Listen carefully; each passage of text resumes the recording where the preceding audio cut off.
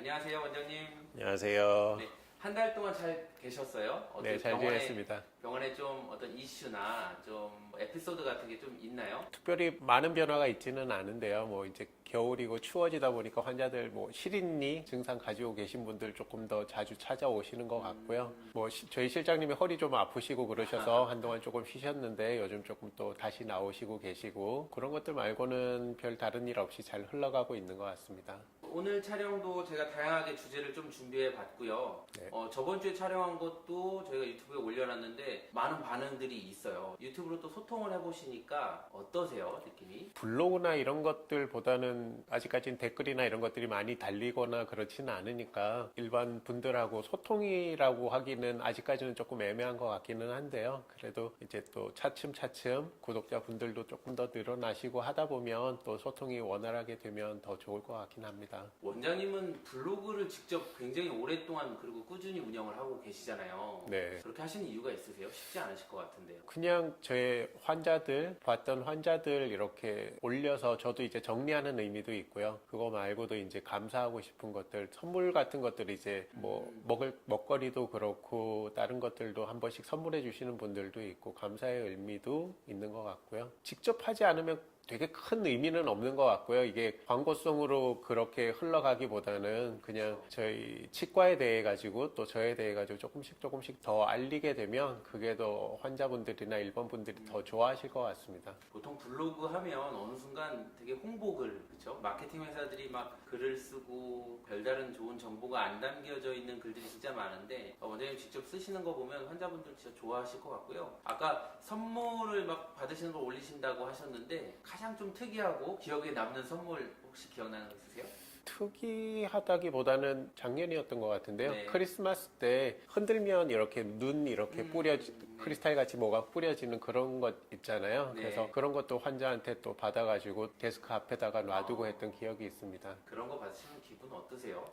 되게 좋죠. 환자들이 저를 믿어주고 있다는 생각이 들고 우리 치과를 좋아하고 있다는 생각이 드니까 너무 뿌듯하고 좋습니다. 그렇겠네요. 첫 번째로 제가 이제 며칠 전에 치과 관련된 신문 기사, 언론 기사 중에서 조금 이슈가 될 만한 것들이 있어서 이거 한번 뽑아와 봤어요, 원장님. 네. 집에서 차린 무면허 의사에 대한 얘기예요. 네. 이거 한번 봐보십시오. 네. 한 일주일 정도 된 기사 같은데요. 네, 제주도네요. 교정이나 뭐 이런 쪽도 이런 강남의 대형 병원들이 폐업을 하는 경우도 있고 그런 것들 때문에 소비자들이 또 피해보는 사례들도 있잖아요. 네, 맞습니다. 그럴 때마다 이렇게 원장님처럼 정통적으로 또 정말 이런 방식을 고수하시는 원장님들 입장에서는 또 약간 허탈한 느낌도 드실 것 같은데 그 기사 보시면 좀 어떤 느낌이세요? 이게 무면허 의사에 관한 그런 기사인데요. 집에다가 차려가지고 무면허 의사가 치과 교정부터 보철, 임플란트까지 다 했다는 그런 내용인 것 같은데요. 예전부터도 조금씩 있기는 했죠, 사실은. 그래서 이제 많이들 없어지긴 했는데 아직까지도 있는 걸 보니까 좀 환자분들이 제대로 치료를 못 받는 환자들이 아직도 많으시구나 이런 생각이 조금 듭니다, 사실은. 이제 치과 가실 형편이나 이런 것들이 안 되기 때문에 이런 곳을 찾지 않을까. 또 내가 근처에 또 이런 사람들보다 믿을 만한 치과가 없었나 이런 생각도 조금 들기도 하고요. 조금 더 치과 의사들이 조금 더 분발해야 되겠다는 생각도 조금은 듭니다. 저도 어렸을 때 보면 부모님이 다니시던 치과가 집에서 되게 멀었어요. 옹고차를 타고 네. 치과에 간 그 기억이 있어요. 그 치료가 잘 된 건지 못 된 건지 모르겠는데 아직도 이런 것들이 보면 좀 안타까운 것 같아요, 원장님. 맞습니다. 없어지는 치과들도 보면 제대로 된 후속 치료를 제대로 받지 못하는 경우들이 많고 그냥 다른 원장님에게로 넘어가기라도 하면 괜찮은데 아예 그냥 폐업해서 없어지기도 하니까요. 그런 경우는 환자분들이 또 다시 생돈을 들여가지고 다른 치과를 또 다시 본인이 알아보시고 또 하셔야지 되니까 일이 굉장히 커지죠. 그러면 지금 이 사건 같은 경우에는 저 환자분들은 그대로 그냥 피해를 볼 수밖에 없는 거예요? 그렇죠. 아직 뭐 지금까지의 치료가 혹시라도 잘 됐으면 다행이지만 그 뒤로도 그 치료 자체가 잘 됐다는 보장은 없으니까요. 그 뒤로도 다시 재치료를 하셔야지 되실 수도 있는 거고 아직 돈은 냈는데 치료를 못 받았다고 하시면 그게 다행인 건지 어떤지는 잘 모르겠지만 어쨌든 다시 치료를 치과에 가서 정식으로 다시 받으셔야 되지 않겠습니까? 저희가 또 재규정 환자들이 많은데 지금처럼 뭐 어쨌든 치료 치료가 잘 무사히 끝나고 나서 재교정을 하는 분보다 저렇게 치료 중에 뭔가 치료 자체가 잘못돼서 오시는 분들이라면 조금 더 다른 의사분들도 원장님들도 좋아하실 것 같지는 않아요. 또 치료도 쉬워 보이지도 않을 것 같고요. 실제로 저런 환자분이 오시면 좀 어떤 감정이 드세요? 이 환자는 어쨌든 원장이나 치과하고 소통이 조금 부족했구나라는 생각이 먼저 들고요. 열심히 잘 하고 소통도 문제 없이 되고 그때는 잘 마무리했다고 생각을 했는데 나중에 돌아서서 뭐 다른 사람들 의견도 조금 들어보고 시간이 지나니까 뭐 이런 부분들이 또 다시 보여서 재교정을 하시는 분들도 있기도 하니까요. 어떤 분들인지에 따라서 조금 다르기는 하겠지만 보통은 치료 중간에 오시는 분들은 어쨌든 소통이 조금 잘 안 된다거나 내가 원하는 방향으로의 치과 교정이 잘 마무리되고 있지 않다라고 느끼기 때문에 오시는 거거든요. 이런 분들 오시게 되면 아무래도 되도록이면 되돌려 보내는 편입니다. 조금 더 얘기를 해보시라고요. 그래서 그러면 그래도 다시 오시는 분들도 있고요. 그렇지 않고 그쪽에서 잘 마무리하셨는 것 같은 그런 생각이 드는 분들도 계십니다. 가능하면 기존 병원에서 마무리하는 게 제일 낫다라는 거네요. 아무래도 지금까지 쭉 보셨던 원장님이 마무리까지 하시는 게 일관성을 위해서는 가장 좋을 것 같고요. 비용적인 측면에서 당연히 그게 더 나으실 것 같고요. 왜 이렇게 그 치과라는 곳이 이렇게 특히 교정 병원들도 폐업을 하고 이런 게 한 1년에 한 번씩은 있는 것 같아요. 왜 이런 현상들이 벌어진다고 보세요? 가장 큰 건 이제 조금 문제될 만한 것들이 요즘은 사무장 치과, 사무장 병원 이런 것들이 조금씩 이슈화 될 때가 있는데요. 치과 의사나 의사가 단독으로 이제 자기 명의로 진료를 하기는 하지만 사실은 돈을 다른 데서 끌어와서 진료를 하고 한 경우들이 간혹 있습니다. 그러면 본인 의지대로 모든 진료를 뭐 마무리를 한다거나 치료를 한다거나 하는 게 조금 불가능하기도 하죠. 그래서 불법 사무장 치과나 병원 같은 경우들은 조금 근절되어야 할 것 같고요. 그런 것들이 이제 점점점 줄어들고 제대로 된 치료들을 해줄 수 있는 게 이제 국민들한테도 훨씬 더 좋을 것 같고 치과의사나 이런 쪽의 인식 자체도 개선이 될 것 같습니다. 마치 발라드를 좋아하는 가수가 소속사를 만나서 댄스 가수를 할 수밖에 없는 그런 상황이 될 수 있겠네요. 뭐 예를 들면 그럴 수도 있겠네요. 네, 알겠습니다. 그럼 이제 진료에 대한 얘기 한번 좀 해볼게요, 원장님. 네. 저번 달에 코골이 관련해서 세미나를 다녀오셨다고 제가 들었었는데 네네. 그때 얘기를 좀 해봐 주시면 좋을 것 같아요. 이게 코골이나 비염이나 이런 부분들 또 구호흡, 입으로 숨을 쉬는 거 이런 것들 관해 가지고 이제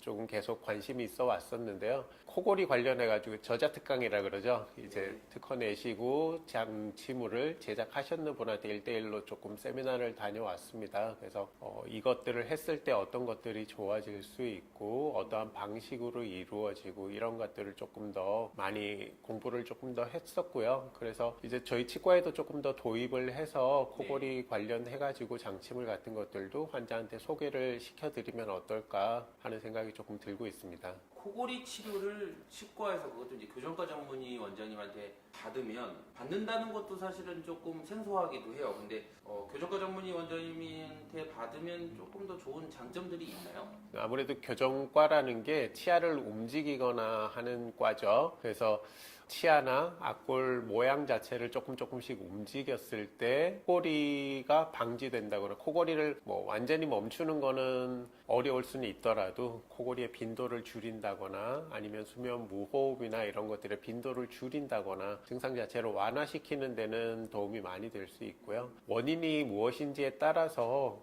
어떤 처치를 하는지도 당연히 달라지기 때문에 그런 거 관련해서는 교정과에서 교정을 보는 치과에서 코골이도 같이 보시게 된다면 훨씬 더 좋은 결과를 나타낼 수 있을 것 같습니다. 이번에 그 코골이 장치 세미나 받으신 그때 해당하는 장치가 교정과 전문의 원장님이 개발한 장치라고 네, 하는데요. 맞습니다. 그 장치에 대해서 조금 더 설명을 해주실 수 있으세요? 의과 쪽에서 이제 코골이 장치물도 나와 있고 치과 쪽에서도 코골이 장치물들이 나와 있던 것들이 있습니다. 이러한 것들은 보통은 단단한 재료, 조금 플라스틱 같은 재료인데요. 조금 딱딱한 재료를 가지고 제작을 해주게 되는데 이번에 그 특허 받은 그 코골이 장치물 자체는 조금 더 말랑말랑한 재료, 실리콘 같은 그러한 재료로 되어 있어가지고요. 착용하기에 굉장히 수월하고 효과 자체가 이전의 장치물들보다 탁월하다고 느끼고 있습니다. 그래서 소개를 드리게 됐고요. 다른 것들보다도 입을 다물고 숨을 쉬게 될 수 있도록 도와주는 장치물, 혀의 위치나 이런 것들을 제자리로 갈 수 있게 도와주는 장치물이라고 생각이 됩니다.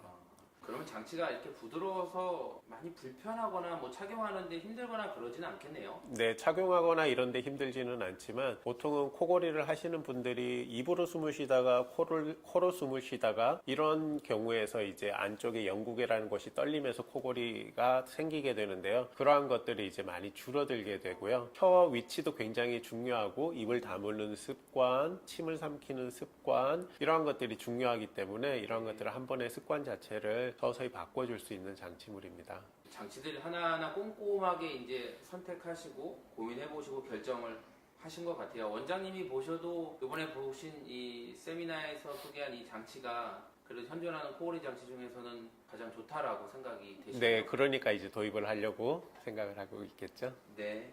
주변에 혹시 코 많이 보시는 분 계세요? 가족분들 중에? 가족 중에서는 제가 그나마 코를 조금씩 고는 편인 것 같은데요. 네. 피곤하면 조금씩 고는 편이기는 하고요. 코골이 중에서도 문제가 되는 게 보통은 코골이 자체가 소리가 너무 커가지고 네. 이제 주변에 불편감을 주는 경우도 있고요. 그거는 그래도 소리만이니까 위험하지는 않죠. 그런 게 아니라 자다가 보면 컥컥 하면서 숨을 몰아쉬게 되고 숨을 잘 못 쉬게 돼서 그래서 주변에서 막 깨워주게 된다거나 그런 경우가 간혹 있는 케이스들이 있는데요. 그러한 케이스는 조금 위험하죠, 사실은. 그런 분들이 이제 병원 가면 손가락에다가 이렇게 끼워가지고 산소 포화도 되는 그런 네. 장치들 있지 않습니까? 네. 그런 것들 해보면 원래 90% 이상, 99%뭐 이렇게까지 대체적으로 올라가잖아요. 그런 게 이제 뚝 떨어질 때가 있어요. 숨을 못 쉬는 게 뭐 한 60초까지도 가는 사람들이 있거든요. 수면 무호흡이. 그래서 그런 사람들은 산소 포화도가 한 70 이렇게까지도 위험하게 떨어지기 때문에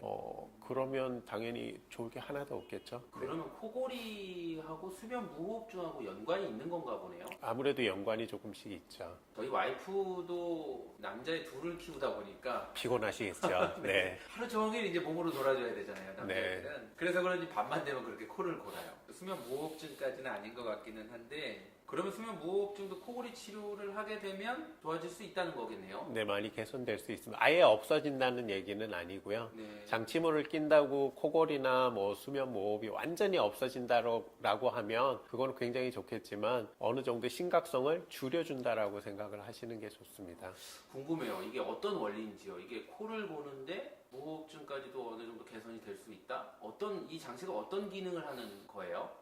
이 장치물 자체는 턱을 약간 내밀어주게 만들어주고요. 입술을 다물게 만들어주고 혀를 입천정 쪽에 붙일 수 있도록 해주게 됩니다. 입술을 다물고 침을 삼키면은 보통 침을 삼킬 때 이제 혀가 입천정 쪽을 누르게 되죠. 네. 그러면 음압이 생기면서 입 안은 독립된 공간이 되게 되고요. 그러면 코에서부터 폐로 기도로 이렇게 들어가게 되는데 그 구멍이 하나만 생기기 때문에 그러면 보통은 코와 입 사이에 연결된 부분이 조금 연한 부분이 있어요. 네. 그래서 코골이를 하게 되면 그 부분이 떨리게 되는 거거든요. 네. 근데 입안에 음압이 생겨서 입은 독립된 공간으로 만들어지게 되면 그 부드러운 부분이 떨리지가 않아요. 그렇게 되면 코로 숨을 쉬더라도 코골이가 없이 그냥 편안하게 숨을 잘 쉴 수 있기 때문에 코골이의 빈도가 줄어들게 되는 거죠. 그래서 입을 벌린다거나 침을 삼킨다거나 하면서 다시 여기에 음압이 깨진다라고 하면 다시 코로 숨을 쉬다가 입으로 숨을 쉬다가 조금씩 할 수가 있어지기 때문에 그렇게 코골이가 생기게 됩니다.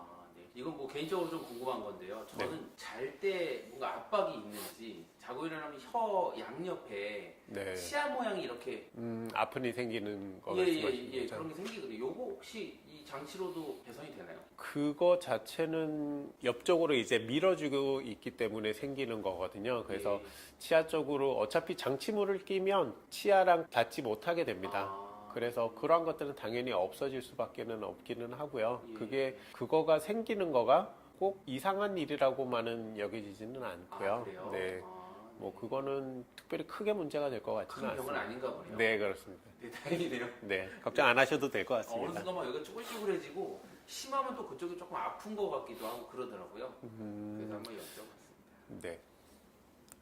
그럼 돌출입은 치아의 증상이나 형태에 따라서 코골이나 수면 무호흡증 증상이 더 심한지 좀 궁금한데요. 그게 이제 뭐 대표적으로 돌출입 같은 경우에 이런 증상이 더 심하게 나타날 수 있나요? 딱 연관 지어서 생각하기는 조금 어렵기는 한데요. 네. 대체적으로 그래도 코골이 있으신 분들을 보면 부호흡, 입으로 숨을 쉰다거나 하는 경우에 조금 더 네. 생길 수가 있고요.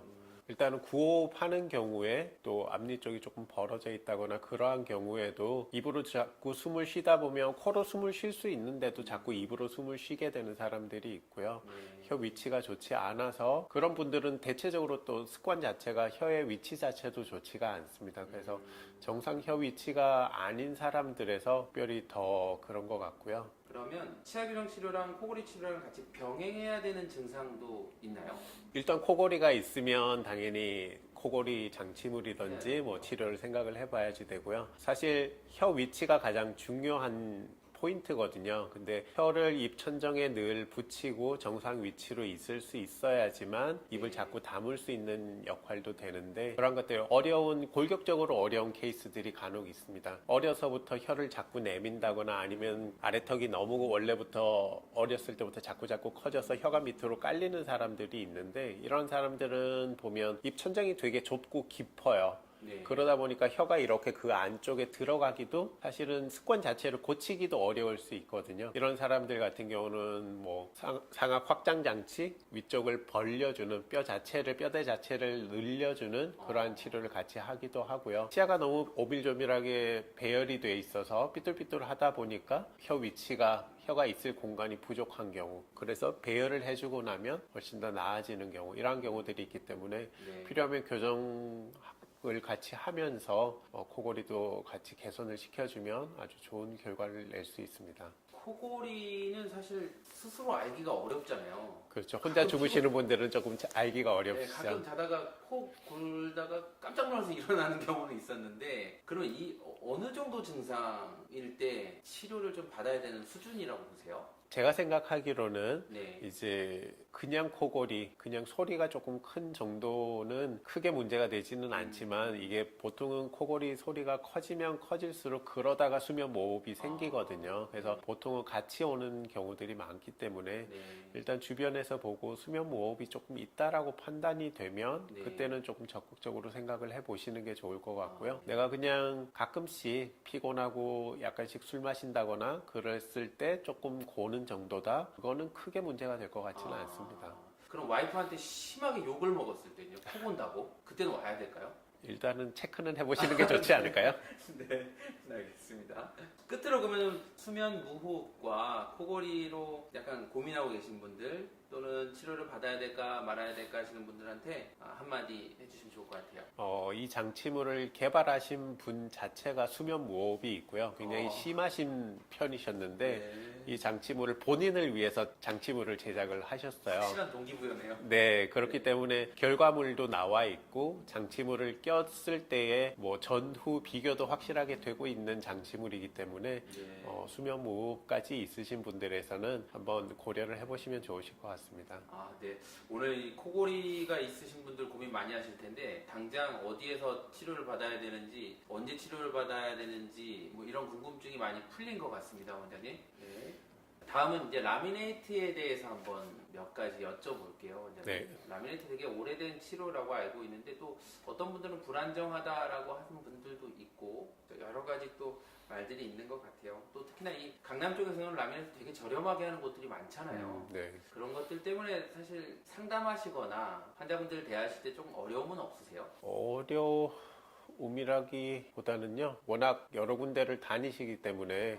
그 환자분들한테 정보를 전달을 하는 거죠. 선택은 그분들이 하시는 거니까요. 뭐 저렴한 치과를 가시건 저희 치과에 오셔서 뭐 하시건 제가 정보를 드렸을 때 본인이 만족하시는 곳에서 하신다면 뭐 괜찮으실 것 같습니다. 원장님이 그럼 저희 병원의 라미네이트에 대해서 어떤 그런 덤핑 치과들 되게 저렴하게 하는 것과 비교해서 가장 강조하시는 것들이 어떤 게 있으세요? 저희 치과 같은 경우는 이제 기공 소장님하고 긴밀하게 네. 조금 더 협업을 하고 있습니다. 이제 환자에 맞는 그런 라미네이트를 하려고 노력을 하고 있고요. 색이나 모양 같은 경우를 환자분 요구도에 최대한 맞춰 드리고 있고요. 그러한 것들을 선택하시기 조금 더 편하시게, 조금 더 좋게 어떠한 모양이 환자분한테 조금 더 어울릴지, 그리고 환자분이 원하시는 모양이 가능할지 이런 부분들을 조금 더 중점적으로 생각을 하고 있고, 보통은 요즘은 다 컴퓨터로 시뮬레이션 해놓고 그 다음에 제작이 들어가게 되거든요. 그래서 그러한 경우에서 이제 어떤 것들 필요한 것들 모양이나 이런 것들 미세하게 조금씩 조절해 가면서 제작을 하는 편입니다. 저희 병원에서 이제 그 사용하는 기공소가 되게 유명하다고 들었거든요. 기공소가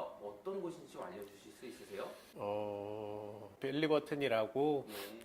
저희 기공 소장님은 거의 라미네이트에서도 거의 뭐 예전부터도 많이 해오셨던 분이기 때문에 사실은 라미네이트도 그렇고 이런 부분에서 많이 하신 분들이 아무래도 숙련도가 높죠. 그래서 처음부터 거의 무삭제 라미네이트에 대해 가지고 공부도 많이 하시고 배워가지고 또 거의 초창기 때부터 하셨던 분이셔서 제작물 만들어진 결과물에 대해서는 아주 만족스럽게 보고 있습니다.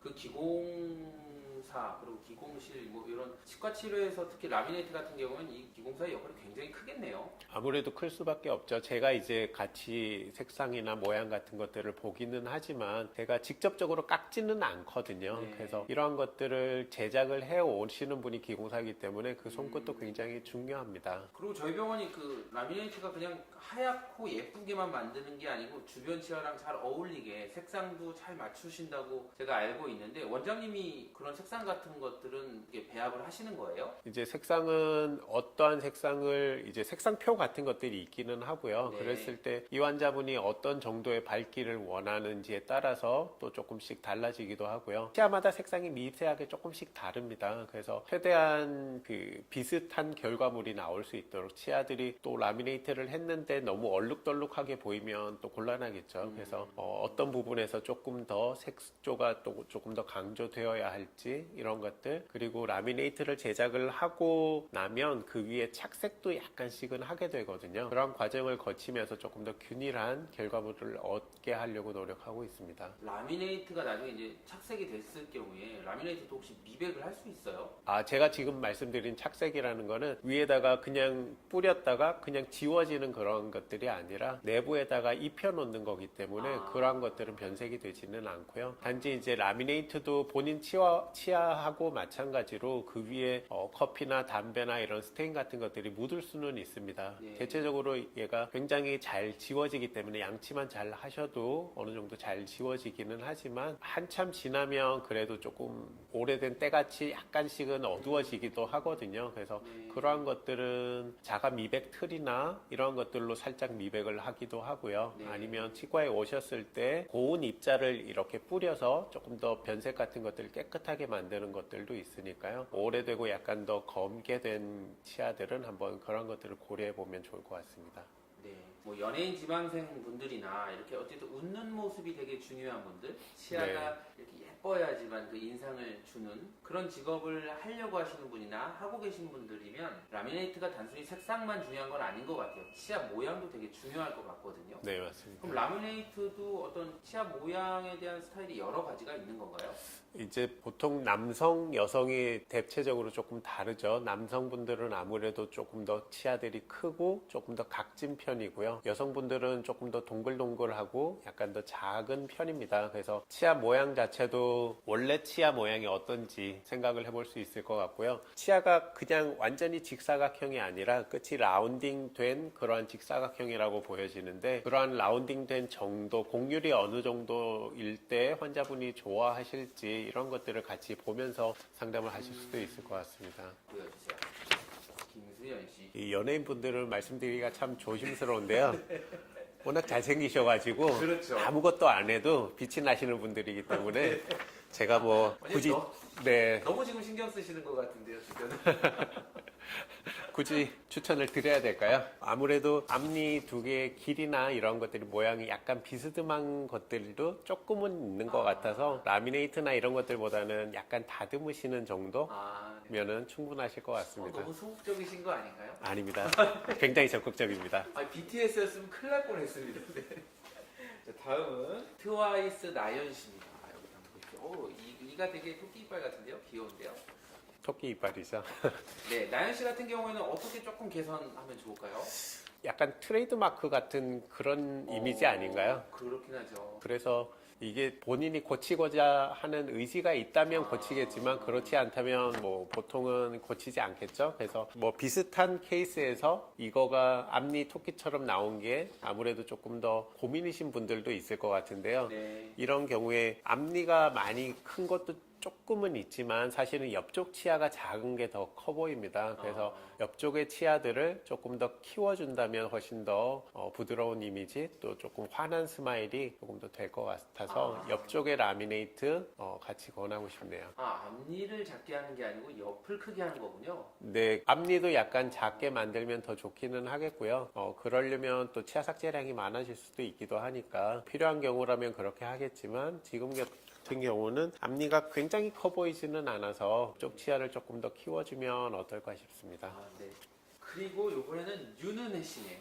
화면에 한번 사진 보여주시고요. 윤은혜 씨는 사실은 교정 치료가 조금 더 선행되면 좋을 케이스죠. 덧니들이 조금 있어서 그래서 두 번째 치아나 이런 것들이 조금 더 많이 들어가 보이기 때문에 일단 교정 치료를 하고 그 다음에 미진한 부분에서 뭐 미백이나 라미네이트 같은 것들 하시면 좋으실 것 같습니다. 네. 예전에 제가 어렸을 때는 진짜 영턱스 클럽 이런 네. 요즘 분들은 잘 모르시겠지만 그런 분들 보면 정말 덧니가 그때 되게 유행했었잖아요. 치아도 이런 트렌드가 조금 있나 보네요. 유행이라기보다는 예전에는 교정하지 않고 치과 치료를 많이 받지 않고서도 나오는 분들이 많았다면 네. 요즘은 아이돌 지망생이나 이런 분들 보면 이제 데뷔하기 전에 모든 치료를 완료하고 그 다음에 나오시는 것 같아요. 그래서 TV나 유튜브나 어디인가에서 이렇게 화면에서 봤을 때 요즘은 특별히 굉장히 고르지 못한 치아, 뭐 미백이나 라미네이트 하지 않은 것 같은, 교정하지 않은 것 같은 그런 치아를 오히려 보기가 조금 더 어려운 것 같습니다. 네. 이분은 저 진짜 모르겠어요. 옹성 아이돌이에요. 옹성우 네. 아이돌입니다. 네, 옹성우 씨라고 합니다. 네. 예. 이분은 두 번째 치아가 조금 튀어나와 있는 게 또 매력 포인트일 것도 같은데요. 그래도 조금 더 신경 쓴다면 이 치아는 조금 깎아서 조금 더 들어갈 수 있게 옆쪽 치아와 조금 더 배열이 괜찮아지게 라미네이트나 교정 치료하시면 좋으실 것 같습니다. 예. 알겠습니다. 지금 잘생기셨네요.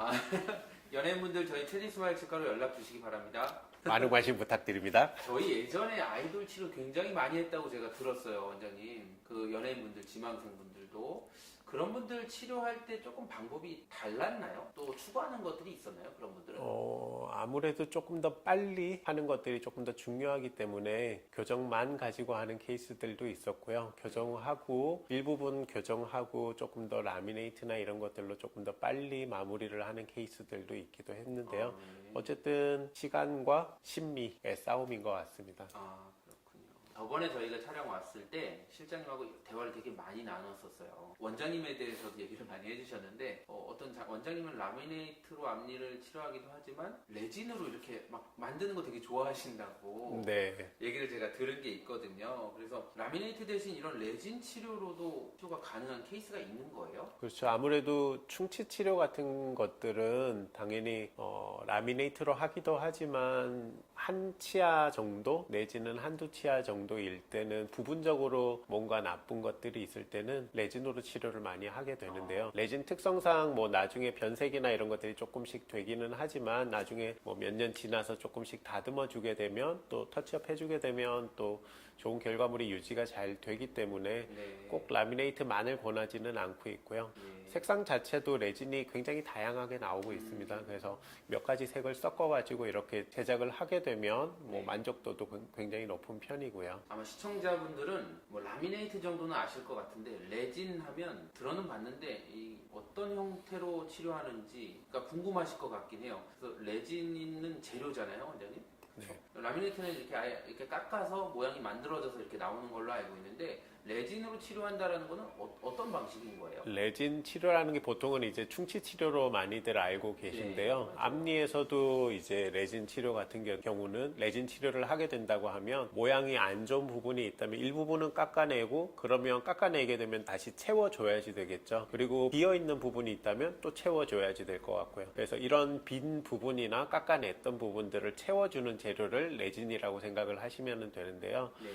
세라믹 같은 그러한 라미네이트나 이런 부분보다는 조금 단단한 정도는 조금 적습니다. 그렇지만 유지하기에 충분한 강도를 가지고 있기는 하고요. 네. 치아색입니다. 그래서 어두운 색부터 밝은 색까지 여러 가지 색깔별로 나오기 때문에 적층을 한다 그럽니다. 그래서 네. 일부분 쌓아두고 광중압해서 굳혀주고 그게 약간 레진 자체는 말랑말랑하거든요. 그래서 네. 이게 처음에 나왔을 때는 말랑말랑한 거를 제가 기구를 사용해서 치아 모양에 맞게 제가 원하는 모양에 맞게 성형을 해주고요. 그 다음에 빛을 쬐어주면 얘가 단단하게 굳습니다. 그런 식으로 이제 적층을 해서 여러 가지 뭐 색을 섞기도 하고 몇 개의 층으로 이렇게 이루기도 하고 해서 모양과 색을 맞춰주고 완전히 굳혀주게 되면 본인 치아처럼 이제 사용을 하실 수가 있게 되는 거죠. 아, 그렇군요. 그러면 되게 세심하게 세밀하게 해야 되겠네요. 중요하죠, 아무래도. 네. 그럼 원장 입장에서는 라미네이트도 가능하고 레진 치료도 가능하겠다 싶으시면 어떤 걸 좀 권하시는 편이세요? 아무래도 이게 환자분 성향 따라 가지고도 조금 다르기도 한데요. 똑같은 치료를 할 때 치아를 삭제를 해야 되는지 말아야 되는지도 조금 있을 수가 있고요. 그러한 것들 따라 가지고도 삭제량이 조금 적어야지 될 것 같으면 레진 치료로 하기도 하고 아예 이거는 삭제량이 아예 없지만 라미네이트를 하는 게 훨씬 더 모양이나 이런 부분에서 좋을 때가 있습니다. 그래서 네. 그거는 환자분하고 장기적으로 어떤 식으로 관리가 잘 되실 것 같은지 이런 것들을 따라서도 조금 상담을 해보고 결정을 하는 편입니다. 단순하게 결정하는 게 아니네요. 저 환자분의 여러 가지 생활이나 또 앞으로 뭐 추가하는 것들 여러 가지가 또 고려돼서 치료 방법들이 결정이 되는 거군요. 네. 그러면 뭐 라미네이트는 마무리 해볼게요. 마지막으로 사실 앞니가 조금 삐뚤거리거나 앞니가 약간 변색이 된 분들 진짜 많잖아요. 또 어렸을 때 이렇게 살짝 깨져서 저도 여기가 조금 네, 깨져 네. 있긴 한데 이런 것들 또 사회생활하면서 큰 문제 없이 그냥 사시는 분들도 많지만 치료하고 싶은데 시기를 계속 놓치고 비용 고민도 계속 되고 이것 때문에 스트레스 받는 분들도 꽤 있거든요. 그런 분들한테 뭐 한마디 해주시면 좋을 것 같아요. 사실 약간 깨진 정도 같은 경우는 떼우기보다는 그냥 다듬어내는 경우들도 굉장히 많거든요. 네. 치아 모양 자체가 굉장히 나쁘지 않은 경우인데 뭐 살짝 깨져 있다거나 살짝 튀어나와 있는 정도 같으면 치아를 약간 모양 자체를 다듬어주는 깎아내주는 정도로만으로도 충분한 결과를 얻을 때가 있습니다. 그래서 치아를 깎는다고 해서 엄청나게 많이 깎아낸다고 하면 그거는 곤란하겠죠. 그거는 치아 성형의 범위는 아니고요. 보철의 영역으로 넘어가야 될 정도인 것들이 있고요. 네. 그렇다면 뭐 라미네이트나 아니면 크라운 같은 것들을 해 주어야 하겠고 그렇지 않다면 뭐 약간 정도 다듬어 주는 걸로 가능할 경우도 많고 네. 또 미세한 정도의 틀어짐이라면 교정만으로도 그리고 또 요즘은 투명 교정 같은 것들이 있기 때문에 많이들 보이지 않게 꼈다 뺐다 하는 장치물이기 때문에 내가 원할 때는 또 빼고 교정 치료를 진행할 수도 있기 때문에 조금 더 심미적으로 진행을 여러 가지 방면으로 해볼 수 있을 것 같습니다. 네. 감사합니다, 원장님. 네, 감사합니다.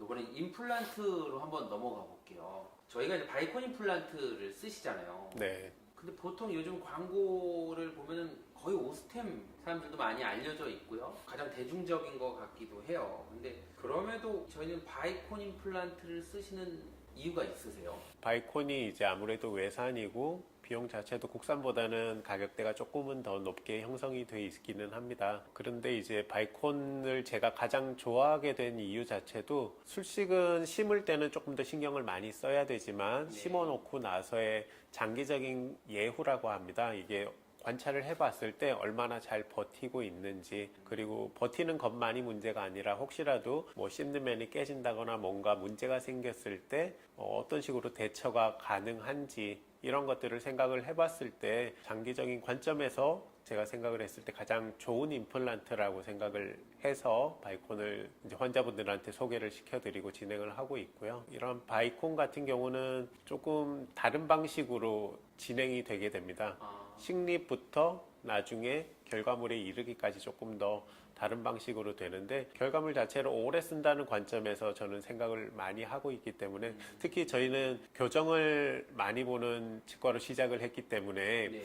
이 환자분들은 나이대가 그래도 조금 어린 편이거든요. 그래서 네. 젊은 친구들부터 해가지고 그런 친구들은 혹시라도 임플란트를 하게 된다면 굉장히 오래 써야 되거든요. 그렇죠. 이제 나이 드신 분들도 당연히 임플란트들을 많이 하시고 오래 쓰셔야 되겠지만 젊은 친구들을 했을 때 장기적으로 더 오래 많이 써야지 되기 때문에 그런 친구들을 생각을 했을 때 조금 더 오래 쓸 수 있는 임플란트라고 생각해서 고르게 되었습니다. 아, 네. 오래 쓸 수 있다는 게 가장 큰 장점이네요. 그 환자 입장에서는요. 환자 입장에서는 가장 좋죠.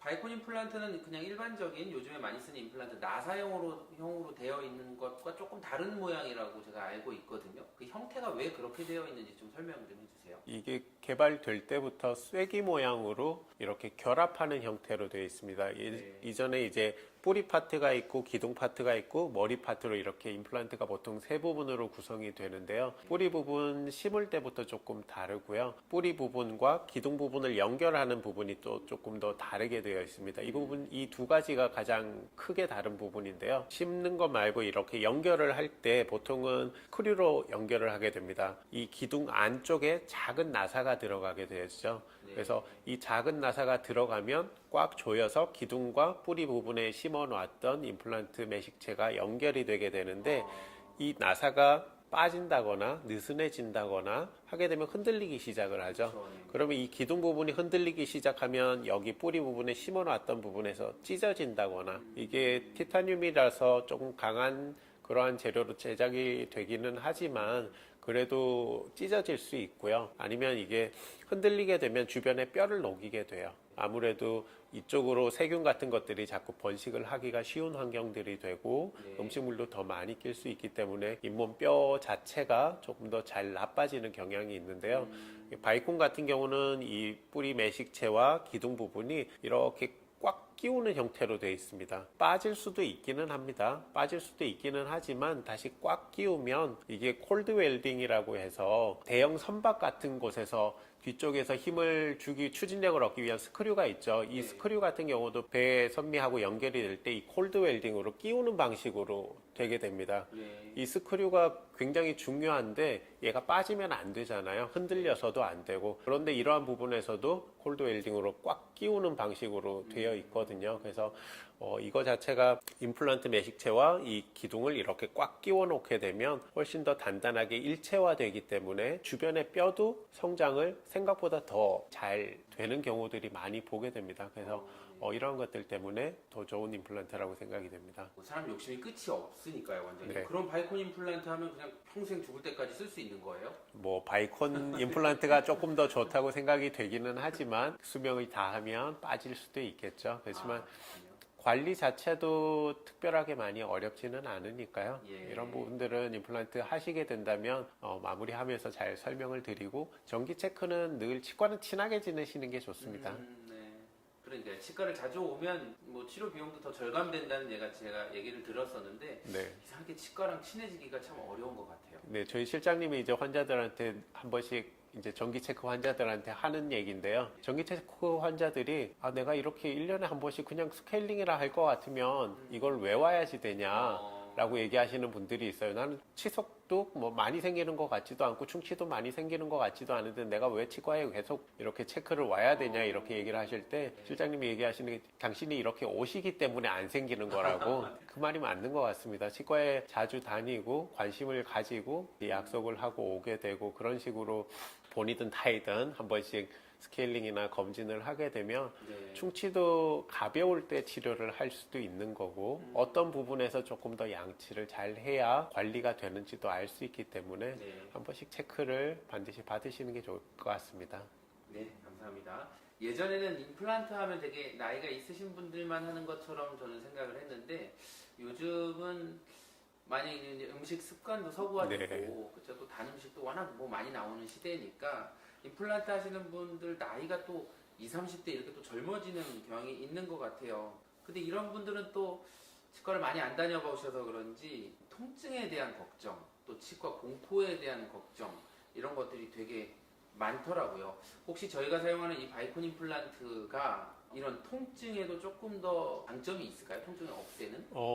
아무래도 이제 걱정들이 많으시죠. 임플란트 하게 되면 붓는다거나 아프다거나 이런 특히 아픈 거에 대해 가지고 걱정을 많이들 하시는데 맞아요. 네. 제가 임플란트를 심어보면 생각보다 환자분들이 아픈 거라든지 붓는 거라든지 이런 거에 대해 가지고 아팠다라든지 부어서 고생했다라든지 이런 분들이 거의 없으세요. 뼈이식이나 이런 부분을 조금 많이 하는 분들은 간혹 붓기도 하는데 네.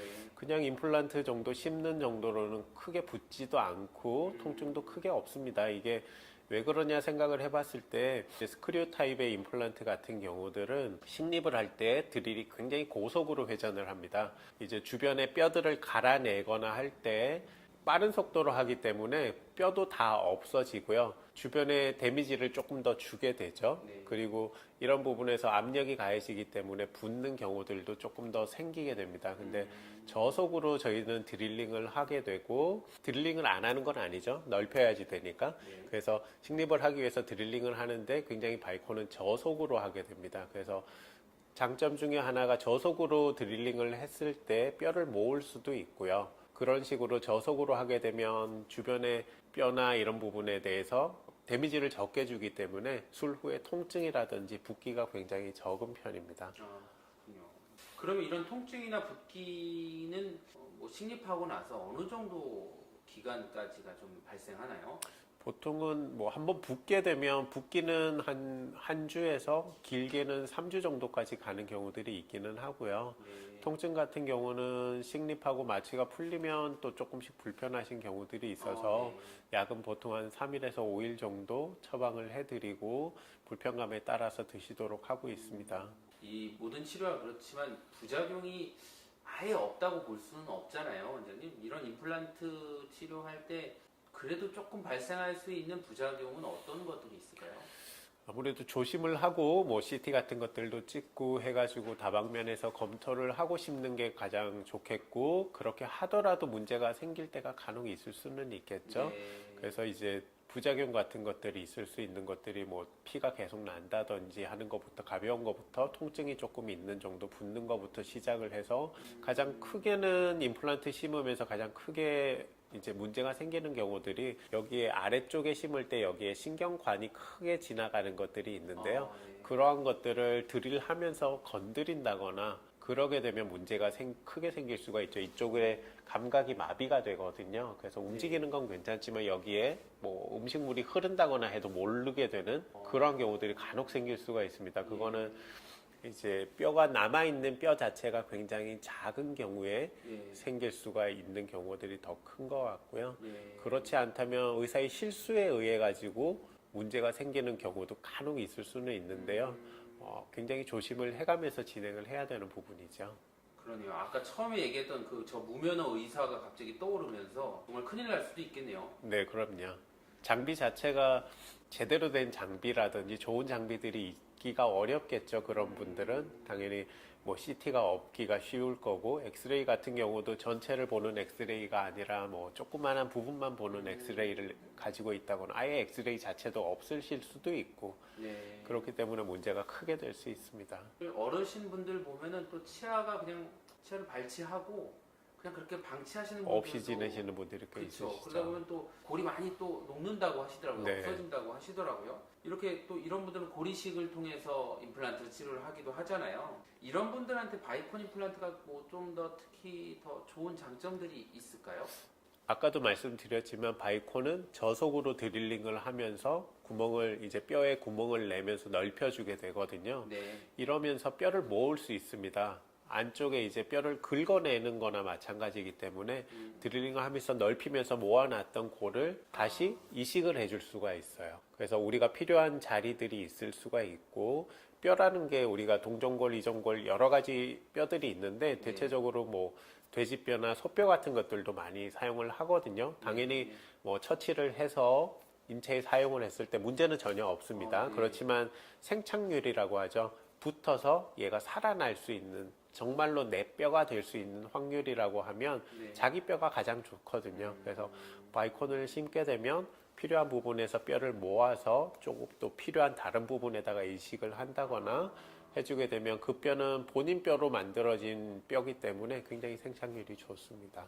왠지 이렇게 말씀하시는 거 보니까 바이콘 임플란트가 굉장히 비쌀 것 같긴 한데요. 저번 주에 저희 어머님이 칠순잔치를 하셨거든요. 저희가 이제 보험 임플란트가 있잖아요. 국가에서 하는 65세 이상 또 2개까지 해주시는 게 있잖아요. 요 국가보험 임플란트로 혹시 바이콘 임플란트도 적용받을 수 있나요? 네, 보험 받을 수 있습니다. 그렇군요. 네. 네. 그럼 오히려 보험이 적용된다라고 하면 좀 더 좋은 임플란트를 하는 게 유리할 수도 있겠네요, 환자 입장에서. 물론이죠. 그렇죠. 네. 그럼 저희 병원에도 이렇게 보험 임플란트로 바이콘 임플란트를 하시는 분들이 꽤 오세요? 네, 오시는 편인데요. 이게 저희 일반 수과보다도 보험 수과가 더 낫습니다, 사실은. 네. 그런데도 똑같이 심어드리고 있는 거기 때문에 어떤 의미에서 보면 혜택을 조금 더 많이 받아가신다고 보실 수도 있죠. 그러네요. 오히려 더 비싸고 더 좋은 재료를 쓰는 게 유리하겠네요. 네. 그것도 또 하나의 팁이 될 수 있을 것 같아요. 네. 마지막으로 임플란트 하면 뭐 충치 치료와 달리 수술을 받는 느낌이 좀 있기 때문에 여러 가지 통증이나 부작용 또 비용 걱정도 많이 하시는 분들도 계시고요. 그냥 치아 하나쯤 없어도 뭐 그냥 살지 이렇게 그냥 세월이 흘러가는 분들 되게 많잖아요. 이런 분들한테 혹시 뭐 좀 하실 수 있는 말씀 있으시면 해주세요. 제가 생각할 때 젊은 친구들이 이들이 어금니가 여러 개가 없고 이런 친구들 간혹 보게 되는데요. 치료를 권해도 이게 할 수 없는 재정적이나 이런 것들이 어렵기 때문에 할 수 없는 케이스들도 꽤 보게 되거든요. 그런 케이스들을 보게 되면 좀 많이 안타까운 편이고요. 치과는 어쨌든 자주 다녀야지만 미리미리 예방을 할 수 있기 때문에 좋은 것 같고요. 나이 드신 분에서도 그렇고 젊으신 분들에서도 그렇고 필요한 치료를 가장 적기에 받으시면 네. 가장 그게 비용이나 통증이나 걱정을 줄이실 수 있는 방법이기 때문에 뭐 일단 치료는 안 하시더라도 가까우신 곳이나 아니면 저희 체리스마일 치과에 오셔서 네. 장기적으로 체크를 하시면서 치과와 조금 더 친해지시면 좋으실 것 같습니다. 갑자기 생각이 났는데 얼마 전에 이제 임플란트 심으시고 계속 마무리해가는 과정 중이신 분이신데 이분이 치과를 굉장히 무서워하시고 주사 쇼크 있으세요. 주사를 맞으면 그대로 약간 실신 상태로 조금 빠지시는 그러한 분이셨는데 저희 치과에 조금 더 친해지시고 하셔서 조금 더 안정되고 하고 또 하셔가지고 주사를 맞으시는 것들도 잘 맞으시고 쇼기 매번 오지는 않지만 그런 식으로 한 번씩 오시던 분이셨는데 아주 해피하게 치료 잘 받으시고 있습니다. 그렇군요. 그게 약간 관계가 개선되고 안정이 되면 그런 것들이 자연적으로 없어지나 보네요. 아예 없어진다기보다는 내재적으로 있을 수는 있지만 이제 그런 확률을 조금 더 줄여줄 수는 있겠죠. 네, 오늘 저희가 코골이 치료부터 라미네이트 임플란트까지 또 이렇게 이야기를 나눠봤어요, 원장님. 아마 이 정보를 보시고 많은 사람들이 또 저희한테 찾아오실 거고 뭐 위로도 받으실 거고 치료에 대한 여러 가지 궁금증도 많이 해소가 됐을 것 같고요. 벌써 이제 12월이 코앞에 있어요. 그리고 네, 1년이 금방 갑니다. 요즘 부쩍 또 날씨가 너무 춥고 독감도 되게 유행하는 시즌이 된 것 같은데요. 뭐 연말 뭐 지금 어떤 뭐 안부를 전하는 말씀 해주시면서 이번 촬영은 또 마무리하면 될 것 같습니다. 네, 오늘도 이렇게 여러 가지 얘기들을 나눴는데요. 이러한 얘기들이 도움이 조금이라도 되었으면 좋겠고요. 네. 벌써 이제 12월이 가까워 왔습니다. 연말에 크리스마스 분위기가 요즘은 최근에는 그렇게 코로나 맞아요. 이후로도 네. 더 많이 안 나게 되는 것 맞아요. 같은데요. 즐거운 연말 되셨으면 좋겠고 건강한 연말 되셨으면 좋겠습니다. 감사합니다. 네, 고맙습니다, 원장님. 저희가 다음 달 촬영에는 또 여러 가지 주제를 가지고 올 거고요. 원장님도 지금부터 다음 촬영까지 병원에 여러 가지 재미있는 이슈들이 있으시면 잘 모아서 다음 촬영 때도 전달해 주세요. 네, 알겠습니다. 감사합니다. 감사합니다. 네.